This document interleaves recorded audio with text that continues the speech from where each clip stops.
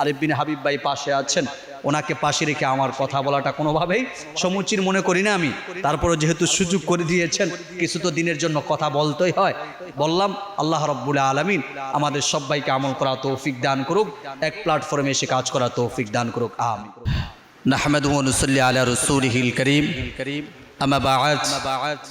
লাজনাতুল উলামা সংগঠনের আজকের সম্মানিত সভাপতি, সারা বাংলাদেশের আলোড়ন সৃষ্টিকারী আলোচক, যুবকদের আইডল, হাজারো ওলামায়ে কেরামের প্রিয় শ্রদ্ধার পাত্র, বিশিষ্ট আলেমীদের হযরত মাওলানা আল্লামা মুফতি আরিফ বিন হাবিব দামাত বারাকাতুহুম, আরও অনেক উপস্থিত আছেন ওলামায়ে কেরাম।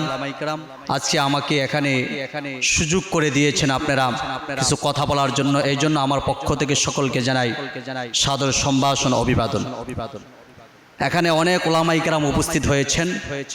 ওয়ারাসাতুল আম্বিয়া হযরত ওলামায়ে কেরাম, আপনাদের মর্যাদা আল্লাহ অনেক বাড়িয়ে দিয়েছেন।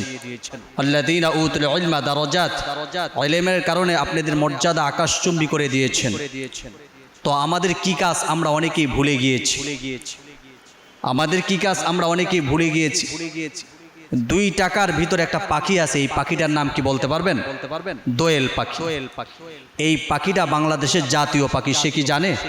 জানে না। যদি জানতো তাহলে আমাদের মাননীয় প্রধানমন্ত্রীর কাছে বলতো যে আমারও একটা সংসদের সিট চাই।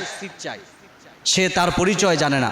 ঠিক তেমনি ভাবে আমরা ওয়ারাসাতুল আম্বিয়া হযরত উলামায়ে কেরাম, আমরা আমাদের পরিচয় জানি না, আমরা যে নবীজির উত্তরাধিকারী, আমরা নবীজির উত্তরাধিকারী, এই কথাটা আমরা ভুলে গেছি। জাতির কর্ণধার আমরা ভুলে গেছি। আজকে এখান থেকে ওলামায়ে কেরামকে উদ্দেশ্য করে কিছু কথা বলবো। এখান থেকে সুস্পষ্ট হওয়া চাই, নবীর উত্তর অধিকারী একজন আলেমের শুধু ব্যক্তিগতভাবে ধর্ম চর্চা করলেই হবে না, পারিবারিকভাবে, সামাজিকভাবে, রাষ্ট্রীয়ভাবে ধর্মীয় অনুশাসনের কার্যকর ও পালনীয় করার জন্য সর্বোচ্চ প্রচেষ্টা অব্যাহত রাখতে হবে। কথা বলেন ঠিক কিনা বেঠিক?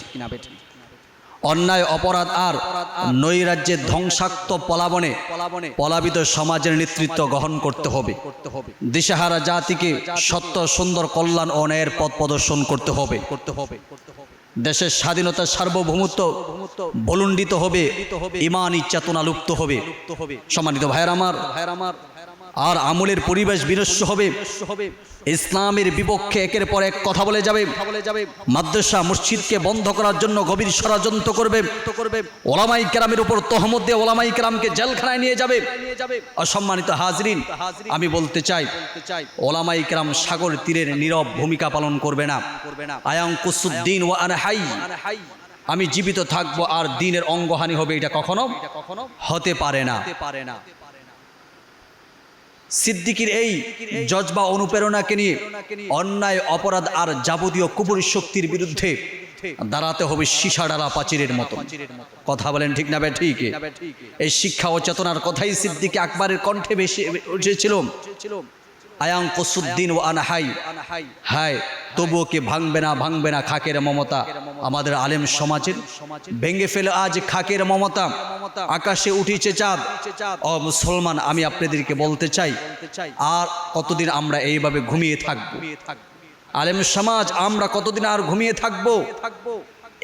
এখনো আমাদের মাঝে ভেদাভেদ, কে সুন্নি, কে ওয়াহাবি, কে দেওলবি, কে জামাত, কে চরমনাই, কে হেফাজত, এই দ্বিধাদ্বন্দ্ব ভুলে এক প্ল্যাটফর্মে আসেন। ওয়াতাসিমু বিহাবলিল্লাহি জামিআন ওয়া লা তাফাররাকু, একসাথে ঐক্যবদ্ধ হন। কোনো বাতিল শক্তি কোনো ওলামায়ে কেরামকে কিছুই করতে পারবে না। কথা বলেন ঠিক কিনা? আজকে আমরা আমাদের দ্বন্দ্বের কারণে মানুষ হাসতেছে, আমাদেরকে হাসির পাত্র মনে করে। এই জন্য বলবো, এখনই সময়, আসুন এক প্ল্যাটফর্মে আসি। কে সুন্নি করেন, কে ওয়াহাবি করেন, কে জামাত করেন, কে জাতীয় পার্টি করেন, কে চরমনাই করেন, কে হেফাজত, সেগুলো দেখার বিষয় না। একসাথে আসেন, একসাথে আমরা কথা বলি, এক টেবিলে বসে আমরা পরামর্শ সাপেক্ষে কাজ করি, তাহলেই আমাদের বিজয় হবে। তাহলে এই জাতি, এই সমাজ, এই রাষ্ট্র পরিবর্তন হবে ইনশাআল্লাহ। আমি আমার অল্প সময়ের ভিতরে অগোছানো কিছু কথা বললাম। আল্লাহ রাব্বুল আলামিন আমাদের সবাইকে আমল করা তৌফিক দান করুক। আরিফ বিন হাবিব ভাই পাশে আছেন, ওনাকে পাশে রেখে আমার কথা বলাটা কোনোভাবেই সমুচিত মনে করি না আমি। তারপরে যেহেতু সুযোগ করে দিয়েছেন, কিছু তো দিনের জন্য কথা বলতেই হয়।